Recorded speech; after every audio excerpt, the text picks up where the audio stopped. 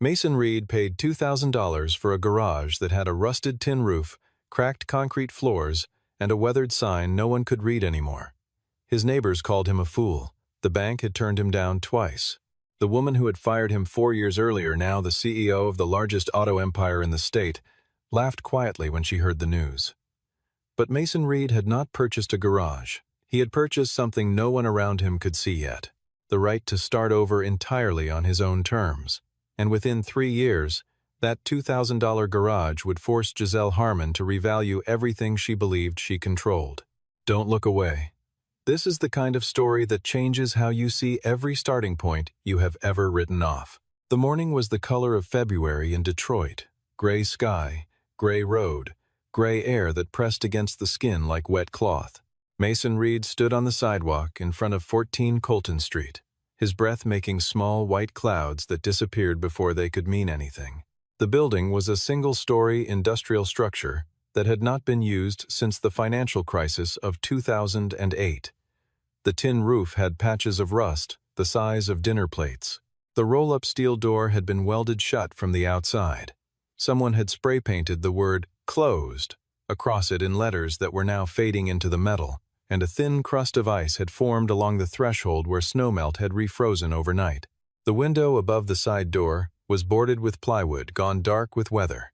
Isaac Doyle stood next to Mason holding a paper cup of gas station coffee, staring at the building and then at the wrinkled bill of sale in Mason's hand, and then at the building again. "You just bought yourself a cement tomb," Isaac said. Mason did not answer. He put the key in the side door, turned it, and stepped inside. The interior smelled like old oil and cold metal, and the particular staleness of air sealed in for too long. 3 rusted lift racks stood in a row along the back wall. The overhead fluorescent fixtures had no bulbs, and a workbench along the left side was buried under a layer of grime so thick it looked painted on. In the far corner, angled slightly toward the wall, as though it had given up trying to go anywhere, sat a 1994 Ford F-150 with all 4 tires flat and the hood propped open. The previous owner had left it behind without explanation, the same way you leave a piece of furniture too heavy to move. Mason walked the length of the floor slowly, his boots making hollow sounds on the concrete, and he did not look like a man taking inventory. He looked like a man listening. He stopped at the Ford, pulled a flashlight from his jacket pocket, and aimed the beam into the engine bay. The beam moved in slow arcs, pausing at the intake manifold, the fuel rail, the injector housings, and Isaac watched from the doorway, drinking his coffee. 30 seconds passed in silence. Then Mason clicked the flashlight off and slid it back into his pocket. "It wants to run," he said. Isaac looked at him for a moment. Then, "You need help with the roof." It was not a question. Mason nodded once, and that was the beginning of it. He had made no announcement. He had filed no press release, posted no opening notice, and told no one in the industry where he was going or what he intended to do. $2,000 in cash, paid to a tired man who owed back taxes on a property he no longer had any use for, and no one in Detroit's automotive world had taken any notice. That was exactly the way Mason wanted it. To understand what Mason Reed was doing on Colton Street that February morning, you had to go back 7 years to a period when he was not a man buying ruined buildings with the last of his savings, but a senior engineer at Caldwell Precision Motors, one of the most technically respected automotive components firms in the Midwest. Caldwell supplied precision-engineered parts to 3 major manufacturers, and Mason led the team responsible for developing a new generation of fuel delivery systems, the kind of work that fills patents and shapes the direction of an entire product line for a decade. He had a reputation among engineers for a particular kind of intelligence, the ability to hear a running engine the way a doctor hears a heartbeat, to identify not just what was wrong but why, and to trace a symptom back to its root cause through mechanical logic rather than guesswork.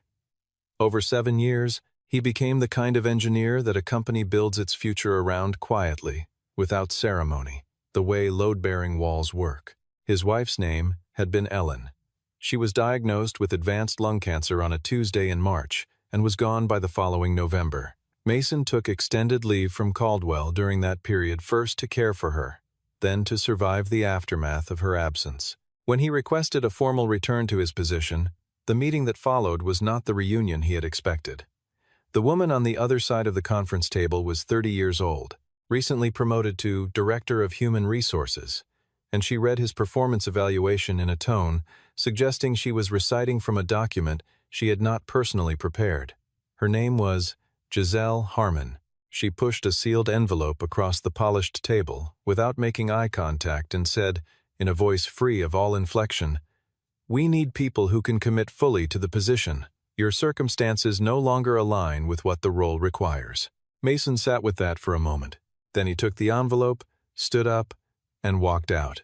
What he did not know, what Isaac would tell him years later, when the wound had calcified enough to examine, was that the fuel delivery patent his team had developed during his tenure was sold by Caldwell to 2 major manufacturers for a combined figure with 8 digits, and Mason's name did not appear on the licensing agreement. Under the terms of his employment contract, inventions developed during paid working hours belonged to the company. It was standard language in a standard contract, the kind of clause no one reads carefully until it is too late. The salary of the woman who had handed him his termination letter was funded, in part, by the technology his mind had built. He had understood that on some level from the moment he walked out of that conference room, he had simply chosen not to let it become the thing that defined him. For 4 years after Caldwell, Mason worked independently diagnostic consulting for small repair operations, short-term contracts for specialty rebuilds, the kind of work that kept him solvent without requiring him to sign his name to another corporation's ambitions. He turned down 2 legitimate job offers from reputable firms with competitive salaries, and the people who knew him well understood why. The people who did not know him simply concluded that he was done. $2,000 was what remained after 4 years of careful, methodical saving, not because he had spent recklessly, but because independent work at his level did not pay the way a senior engineering salary had. He had been waiting for the right thing to spend it on. The Ford F-150 took Mason 2 weeks to diagnose properly. The problem was not mechanical in the obvious sense. The engine itself had no catastrophic damage. What it had was a fuel system slowly destroyed from the inside by years of sitting with degraded fuel in the lines. Varnish deposits had built up across the injector tips, the fuel pressure regulator had seized, and the pump had corroded to near failure. The standard repair approach would have been replacement. New pump, new injectors, new regulator, total cost somewhere above $1,200 in parts alone. Mason took a different route. He spent 3 days designing a cleaning and recalibration procedure, using modified components he machined himself from stock materials, and the total cost came to $140. When the engine turned over on a gray Thursday morning, in the 3rd week of February, Isaac was sitting on an overturned bucket with a wrench in his hand and did not move for several seconds. "You built a new part out of an old part," he said finally.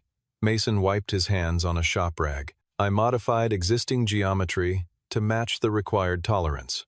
"It is the same thing." Isaac stared at the running engine. "No," he said, "it is not." The garage repairs proceeded through March.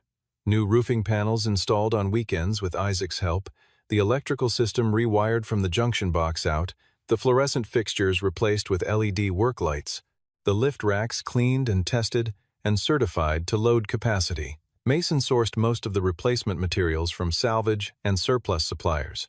The same approach he had applied to the Ford, not because the cost of new materials was beyond him, but because working with what existed rather than what was ideal was a discipline he had practiced so long it had become instinct. He rewired the main panel on a Saturday, with wind pressing through the gaps in the metal siding, his breath visible in the cold air, and when he threw the breaker and the LED fixtures came on in sequence down the length of the bay, he stood for a moment and let the light settle into the corners.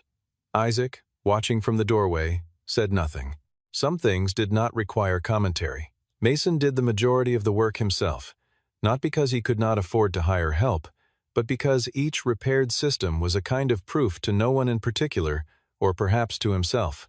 By April, the space was functional. By May, it had a name, Reed Mechanical, rendered in hand, lettered paint on a piece of pine board mounted above the roll-up door. No logo, no vinyl wrap, no illuminated signage. A name and a door, which was sufficient. The first paying customer came through Isaac, a man named Levi, who ran a small masonry operation out of a single truck and could not afford the downtime that a dealership service appointment required. The transmission on his work truck had been slipping for weeks, and 2 shops had quoted repairs in the range of $3,000. Mason examined the transmission in an afternoon, identified a worn selector fork causing the symptom, and replaced the component in 4 hours. He charged Levi 1/3 of what the other shops had estimated. Levi told 2 friends, the friends told others, and by the end of summer, Mason had a steady rotation of a dozen regular clients: tradesmen, independent truckers, small fleet operators, people who needed vehicles, kept running on budgets that larger shops did not respect. None of them were wealthy. All of them paid on time and came back. 6 months after the hand-lettered sign went up, Reed Mechanical had expanded to 2 service bays. Mason had hired 2 additional technicians, both former dealership mechanics cut in the last round of corporate restructuring, and the shop had begun taking in classic vehicle restoration work, a segment that larger operations avoided because of the labor intensity and the low margin on standardized parts. The restorations brought a different kind of client: collectors and enthusiasts willing to pay for precision over speed, willing to drive from Ohio and Indiana, when word spread that the man on Colton Street could do things with an old engine that most technicians no longer knew how to attempt. Mason did not advertise. He did not need to. The Porsche arrived on a Tuesday morning in October, delivered on a flatbed by a man in his early 40s, who introduced himself as Jackson and said almost nothing about where he had heard of the shop. The vehicle was a 2019 911 with a dual-clutch transmission that had already been through 2 authorized service centers, both of which had quoted the same diagnosis: complete transmission replacement, $14,000, 6-week lead time on the gearbox. Jackson said the second center had told him the car was essentially uneconomical to repair and suggested he sell it. He had a particular expression when he said this, not quite anger, more like the resigned frustration of someone who has been told a familiar lie and knows it is a lie but cannot prove it yet. Mason listened without comment, walked around the car once, and then asked Jackson to wait. The diagnosis took 48 hours. What Mason found was not a failed transmission. It was a software calibration drift in the transmission control module, compounded by microscopic wear in 2 clutch pack surfaces caused by a driving pattern the control software had been incorrectly managing for months. The unit did not need to be replaced. It needed the control module reflashed with corrected parameters and the clutch surfaces measured and shimmed to compensate for the wear profile. Total parts cost: less than $100. Total labor: 11 hours. Mason called Jackson on the morning of the 3rd day and gave him a figure less than 1/10 of what the authorized centers had quoted. Jackson was quiet on the phone for a moment, then asked how Mason had found it. Mason explained in the specific language of transmission engineering, with no translation offered or felt necessary. Jackson listened to the entire explanation without interrupting. He came to pick up the car that afternoon, drove it around the block twice, and then sat in it in front of the shop for a long minute before getting out. Jackson's last name was Harmon. He was the older brother of Giselle Harmon, CEO of Harmon Prestige Auto Group, the largest luxury dealership network in Michigan. He told her about Reed Mechanical that same evening, gave her the address, the technician's name, and the story of the Porsche. Giselle sat with that information longer than she let show.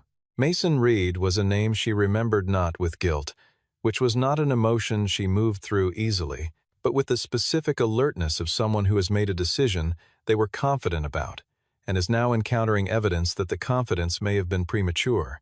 She drove past 14 Colton Street the following morning without stopping. She sat at the wheel and looked at the hand-lettered sign, and the 2 bays visible through the open roll-up door, and the man in a gray work shirt bent under the hood of a vehicle, and she sat there for perhaps 90 seconds. Then she called Charlotte Webb, her director of operations, and said, "Find out everything about that shop." Charlotte Webb arrived on a Wednesday. Driving a Maserati with a gearbox complaint she described in terms suggesting mechanical unfamiliarity, which was accurate. She presented herself as a private owner, paid cash for the diagnostic fee, and left the vehicle. Over the following 2 days, while Mason and his technicians worked on the car. Charlotte moved through the shop with the controlled curiosity of someone conducting an audit. She spoke to both technicians, studied the equipment, and photographed the software diagnostic rig that Mason had built from modified commercial hardware. She asked questions about workflow and turnaround time, in the manner of a person genuinely interested in process efficiency, which she was just not for the reasons she implied. When she collected the vehicle and Mason walked her through the repair summary, she asked a final question. "Do you hold any licensing agreements for the diagnostic methodology you use here?" Mason told her it was proprietary. She thanked him and left. 11 days later, a legal letter arrived at Reed Mechanical from the firm representing Harman Prestige Auto Group. The letter asserted that the computer-assisted diagnostic and recalibration technique currently being employed at Reed Mechanical constituted unauthorized use of methods protected under a patent portfolio that Harman Prestige had acquired from Caldwell Precision Motors 18 months earlier. The letter demanded that Mason cease all use of the described methodology immediately and requested a meeting with legal counsel within 21 days. Mason read the letter twice at his workbench, folded it in thirds, and put it in his jacket pocket. Then he called Isaac. Isaac listened without speaking, and when Mason finished, there was a pause before Isaac said, "They bought the patent your hands built, and now they are using it to lock your hands." Mason said he needed to make another call. He dialed Diana Caldwell. Diana Caldwell was 52, a solo practice intellectual property attorney whose career had been built on the kind of contract work that corporations outsource to reduce conflict of interest risk. She had reviewed a portion of Mason's employment contract at Caldwell Precision years earlier during an independent legal engagement, and she remembered him for the same reason anyone who had encountered him professionally tended to. He was the kind of engineer who asked questions about contract language that engineers rarely think to ask. When Mason explained the letter, she was quiet for 3 seconds. Then she told him to come to her office immediately. The file Diana laid out on the conference table that afternoon had been in storage for 6 years. It was a retained copy of Mason's original employment agreement with Caldwell Precision, along with a secondary document that most people in Mason's position would never have thought to produce. A technical concept log, time-stamped in the Caldwell internal system 47 days before the formal project approval date for the Fuel Delivery Development Initiative that had ultimately produced the contested patent. The concept log was Mason's habit carried over from graduate school, a record of ideas in early form, not polished, not formal, but time-stamped and stored in the company's own system, which gave it a particular evidentiary weight that a private notebook would not have had. Diana explained the legal architecture carefully. The patent that Harman Prestige had acquired covered the commercialized version of the technology the iteration developed, tested, and brought to market during Mason's paid tenure. Under standard employment contract law, that version belonged to Caldwell and had been sold legitimately, but the concept log predated the formal project by 47 days. The original methodology, the foundational logic the commercialized version had been built upon, was documented as Mason's individual intellectual development prior to the formal work assignment, and if that prior development could be established under the prior conception doctrine, the scope of what Harman Prestige actually owned became significantly narrower than their letter had implied. The methodology Mason was using at Reed Mechanical was not the commercialized version. It was a practical application of the original concept, modified and adapted through independent work.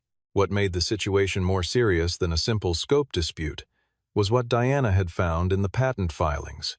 Harman Prestige had submitted an application for a retroactive scope extension that, if granted, would expand the patent's coverage to include the foundational methodology itself.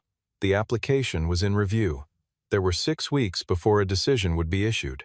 If the extension was granted, Mason would be legally prohibited from practicing his core diagnostic technique, and the restriction would apply nationally. Diana placed the filing documents in front of him and said plainly that fighting Harman Prestige's legal team was an extended engagement they had resources that took time to exhaust. She also said something that she framed carefully, because she was a precise person who chose her words as deliberately as Mason chose his tools. The timing of Harman Prestige's scope extension filing was not coincidental.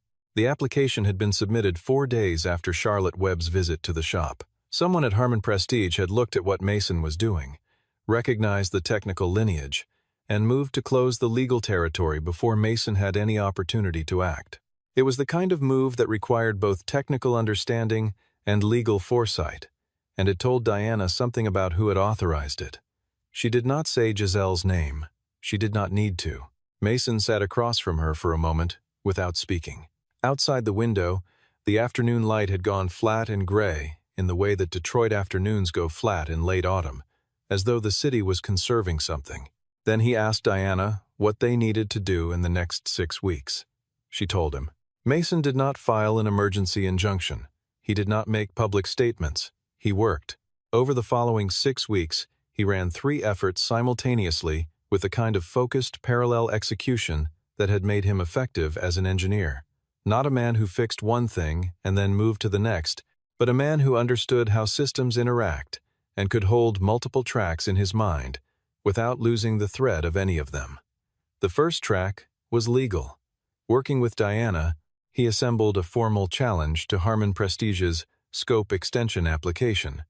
The original concept log, with its Caldwell system timestamps, a technical declaration from Mason explaining the developmental timeline in precise engineering terms, and a signed witness statement from Isaac Doyle, confirming that he had read the concept log and the Caldwell internal system on the date it was timestamped, and had discussed its contents with Mason in a meeting that Isaac had documented in his own archived project notes.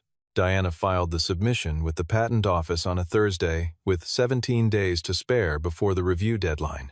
The second track was operational. Reed Mechanical signed 6-month service contracts with 2 mid-sized commercial fleet operators in Michigan and northern Ohio, a courier logistics company and a regional construction equipment firm, both of whom needed ongoing maintenance programs for mixed fleets that no luxury dealership would touch. Whatever happened with the patent challenge, the shop could run. The third track was the one Isaac called the unexpected move. Mason reached out through a shared professional contact in the German automotive supply chain to 2 independent components manufacturers seeking American testing and validation partners, a German firm specializing in high-precision valve assemblies and a Japanese firm developing a new generation of hybrid drivetrain components. Both had been frustrated by their inability to find American partners who were technically credible, operationally independent, and not already contractually aligned with the major manufacturers. Mason offered Reed Mechanical as a fee-based independent evaluation facility, a shop that could test components in real working conditions without the bias of an existing commercial relationship. Both firms expressed serious interest within the first 2 weeks. None of those conversations had anything to do with Harman Prestige, or the patent challenge, or anything Giselle Harman had set in motion. They were simply the work of a man who understood that the best defense against pressure from one direction is to build strength from another. Logan Harman watched all of this from a distance. He was 71, retired in the formal sense, which meant he no longer attended board meetings but still received briefings from Jackson, who remained closely connected to his father in the way that older sons of self-made men often do. When Jackson described what Mason had done with the Porsche, Logan had asked one question. Did he explain how he found it? Jackson said yes. Logan said, "Find out more about him." When the patent situation developed and the legal filings were exchanged, Logan read the documentation that Jackson forwarded. He drove past 14 Colton Street on a Saturday afternoon in his own truck, a 2012 Silverado he preferred for no reason he had ever articulated. He sat outside the shop for a few minutes, watching a man in a gray shirt work under the raised hood of a late-model SUV. Then he drove away without stopping. Harman Prestige had not anticipated that Mason would respond to legal pressure by accelerating rather than retreating, and when Charlotte's next operational report described the fleet contracts and the foreign manufacturer conversations, Giselle moved to a second layer of pressure. The approach was indirect. Harman Prestige reached out to 3 parts suppliers that had been providing Mason with components on favorable terms and made it clear, without explicit threat, that a continuing commercial relationship with Reed Mechanical might complicate their standing as preferred suppliers in Harman's network. Two of the three terminated their arrangements with the shop within 10 days. For 2 weeks, Mason's technicians managed around a parts shortage that required rescheduling 4 jobs and delaying delivery on 2 others. The clients whose jobs were delayed were given full explanations and offered partial refunds, and 3 of the 4 accepted without leaving. During the same period, an anonymous account on a regional automotive forum published a post claiming that Reed Mechanical had been found using non-certified components on customer vehicles. The post cited no specific incident, named no specific vehicle, and referenced no documentation. Isaac tracked the post's origin to a registered IP address associated with a serviced office building in Detroit's Midtown Business District, in a suite that Charlotte Webb held under a secondary business entity. He sent Mason the information in a text message without comment. What happened in the following 48 hours had not been organized or requested by Mason. 11 clients posted responses to the thread from their own accounts, describing their specific vehicles, the repairs performed, and the results. A long-haul truck driver named Wyatt, who had brought 3 separate vehicles to Reed Mechanical over the previous 18 months, wrote a response that circulated widely across the forum. "I have driven over 400,000 miles in commercial vehicles. I know what a bad repair feels like inside a cab. If that shop had used inferior parts on my truck, I would have known it on the first highway run. I have not." The thread was archived by the forum moderator after it became clear the original post lacked substantiation. Mason never commented publicly. He did not need to. One evening near the end of that difficult stretch, after his technicians had gone home and the shop was quiet, Mason sat on the front bumper of the Ford F-150 repaired now, used occasionally for parts pickups, and looked at the interior of the building around him. The concrete floor still held the original oil staining from the previous occupant, overlaid now by the newer patterns of Reed Mechanical's own work. The tools on the wall racks had been arranged according to a system he had developed himself. He had built every operational element of this place with his own hands, his own money, and his own judgment. He sat with that for a while in the quiet. The hearing before the Patent Review Board was scheduled for a Thursday in December. Diana presented Mason's challenge documentation to a 3-person panel in a federal building in downtown Detroit, while Harmon Prestige's legal team occupied the opposite table. There were 4 attorneys on Harmon's side. Diana had brought Isaac as her technical witness and a supplementary declaration from one of the German manufacturer's engineers who had reviewed Mason's methodology and submitted a professional assessment that it constituted an independent and distinct approach from the commercialized version in the contested patent. The hearing room was quiet and fluorescent and smelled faintly of old carpet, the way federal buildings tend to smell, and the 3 panelists listened with the attentive neutrality of people whose professional function is to evaluate evidence rather than argue for outcomes. The Harmon attorneys challenged the authenticity of the timestamp documentation on the grounds that internal company system logs were not independently verifiable, argued that the prior conception doctrine had narrow application in employment context patents, and presented their own expert, a patent consultant, who testified that the methodology gap between the original concept and the commercialized version was insufficient to establish separately protectable prior invention. Diana's response to the timestamp challenge was a document she had held in reserve, a backup copy of the Caldwell Internal System Archive from the relevant period, obtained through a data preservation request filed with Caldwell's bankruptcy receiver 18 months earlier when the company was dissolved. The archive was independently certified. It confirmed the timestamp without reliance on Mason's own records, and Isaac's testimony confirmed the same date through independent recollection, supported by his own archived project notes. The panel's ruling was issued 6 days later in writing. Harmon Prestige's application for retroactive scope extension was denied. The stated grounds were insufficient clarity of prior developmental chain to support retroactive coverage expansion. The ruling did not invalidate the existing patent.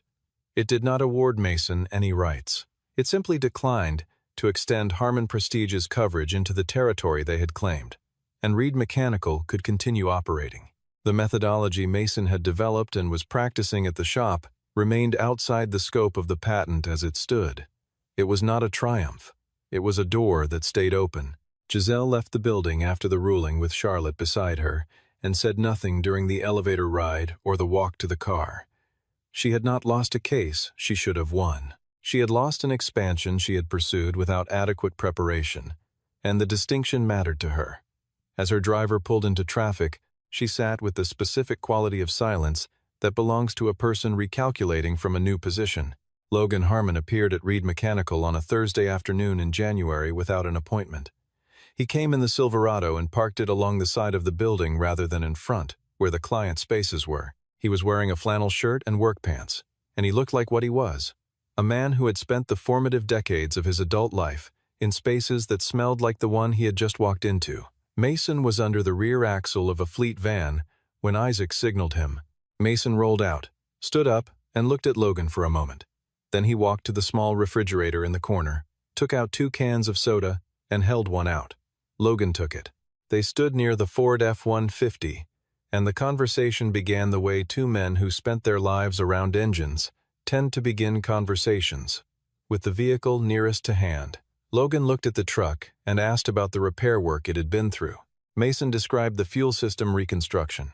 Logan asked 2 technical follow-up questions that indicated he understood exactly what the modification involved. Then, without preamble, he said, "I started from a single bay in Flint in 1979. No investors, no family money. I know what this building means." Mason looked at him without speaking. Logan continued. He told Mason what Mason did not know, that during the years Mason had been working at Caldwell Precision, Logan had held a minority investment position in the company. He had seen Mason's work product from a distance, the patent development, the technical output, the record of what the fuel delivery team had produced under Mason's direction. When the situation around Mason's departure developed, Logan had raised objections internally on the grounds that the handling was legally and ethically irregular. He had not had sufficient control in the shareholder structure to alter the outcome. He said this plainly, without self-justification, and then stopped. Mason asked, "Why are you telling me this now?" Logan said, "Because I have been watching what you have built here for 8 months, and I want to ask you a direct question before I lose the chance." He laid out what he had in mind. Harmon Prestige had the largest commercial fleet service contract network in Michigan and served institutional clients, municipal agencies, hospital systems, regional logistics companies who needed specialized technical services that no dealership service department was structured to provide. Harmon had the contracts and the client relationships, but not the technical depth. Reed Mechanical had the technical depth and the operational credibility, but not the distribution scale. Not a merger, not an acquisition, a formal service referral arrangement under which Harmon Prestige would direct its specialized and fleet segment clients to Reed Mechanical on a contractual basis, with Reed Mechanical operating fully independently. No equity exchange, no operational oversight, no approval chains. Logan said he had not discussed it with Giselle. He told Mason this without apparent concern about the omission. Mason was quiet for what felt to both of them like a long time. He looked at the garage around him, the tools, the lifts, the floor that still carried 20 years of other people's oil in its grain. He thought about the question the way he thought about any diagnostic problem, not from the emotion of it, but from the structure of it. What Logan was describing was not an alliance. It was not a rescue. It was a commercial arrangement between 2 entities that each had something the other lacked, and the fact that the families behind those entities had history did not change the business logic of what was being proposed.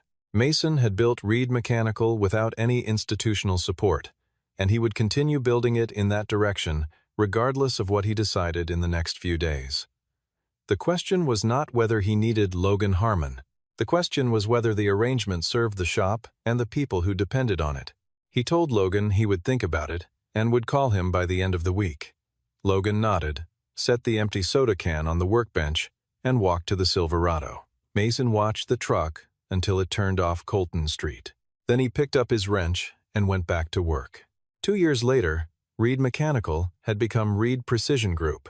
3 facilities in Michigan and Ohio, 27 employees, and active evaluation contracts with 2 European and 1 Japanese components manufacturer, each of whom used the Detroit facility as their primary American independent testing site. The expansion had not been planned as a growth strategy in any formal sense. There had been no business plan revision, no investor deck, no milestone targets written on a whiteboard. Each new facility had opened because the demand was there and the technical staff to run it were available, and Mason had evaluated each decision the way he evaluated everything, by the specifics in front of him, rather than by a framework built in advance. The second facility in Ohio came about because one of the fleet operators on the service contract had relocated its primary depot across the state line and needed on-site support, and the third came about because the German components firm wanted a dedicated testing bay closer to their distribution hub in Cleveland. The growth was not a statement, it was a consequence. The original shop on Colton Street remained operational and remained the central facility. The hand-lettered pine sign still hung above the roll-up door, alongside a machined steel plate with the new name. The concrete floor still held the original oil staining in its deeper grain. Mason had not replaced the floor. He had considered it once, and then decided against it. The referral arrangement with Harmon Prestige had been finalized through legal negotiation 6 weeks after Logan's visit. Giselle had reviewed the contract in her capacity as CEO, amended 2 clauses through her legal team, and signed it. She and Mason had not spoken directly during the negotiation. The arrangement generated roughly 30% of Reed Precision's revenue in its first year and 15% in the second, as Mason's other streams expanded. It was a commercial relationship professional, clearly bounded, productive for both parties. Nothing more than that, and nothing less. The conversation that did happen between Giselle and Mason occurred at an automotive industry conference in Detroit in the second spring after the patent ruling. At a reception that both had reason to attend, Giselle crossed the room to where Mason was standing. She stood in front of him and said, after a moment, "I did not think you would be able to do what you have done here." Mason waited. She continued, "I mean that I genuinely believed you would not be able to do it." A brief pause followed in which neither of them spoke. Then she said, "I was wrong." She did not frame it as an apology. It was a statement of corrected assessment from a person for whom that kind of correction was neither comfortable nor common. Mason looked at her for a moment. Then he said, "I know." Giselle held his gaze briefly, then turned and walked back into the reception. Mason watched her go, then turned back to the conversation he had been in. Isaac heard the story later that evening, when they were sitting in the original bay on Colton Street, with the roll-up door halfway up and the night air coming in cold and carrying the smell of the city. Isaac had brought 2 beers and was sitting in the chair he kept at the shop for exactly this purpose. He asked, "Was that enough?" Mason thought about the question seriously, the way he thought about things that deserved a serious answer. Then he said, "It is accurate. That is enough." Isaac leaned back in his chair and looked at the ceiling. The shop was quiet except for the sound of the street and the faint tick of cooling metal from the last vehicle of the day. What Mason Reed had built was not a monument to resilience or a rebuke to anyone who had underestimated him. It was a functioning operation, built on genuine technical knowledge, sustained by the trust of people who needed work done well, and developed according to a logic that had never required anyone else's permission. The $2,000 building was not a symbol. It was a decision, the last decision available to him at a particular moment, made without drama and without certainty, and followed through with the same consistency that an engine requires to run. The right fuel, the right tolerances, the right attention, day after day after day. There is a kind of knowledge that accumulates in hands and in judgment over years of real work knowledge that cannot be transferred in a termination letter and cannot be purchased through a patent acquisition and cannot be replicated by a legal team, no matter how well funded. Mason Reed had always known this. He had simply needed a building to put it in.